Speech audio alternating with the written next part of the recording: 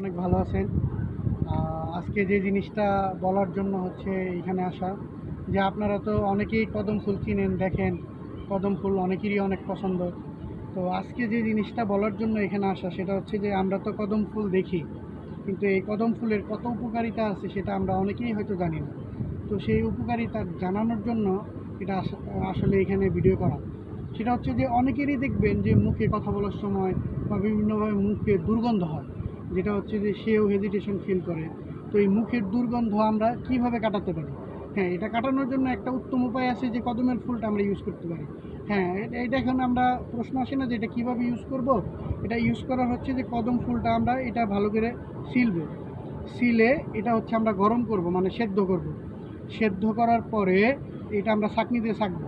ছাঁকার পরে আমাদের কুসুম কুসুম গরম যখন থাকবে, তখন হচ্ছে যে আমরা এটা করব, কুলি করব। এইভাবে কুলি করলে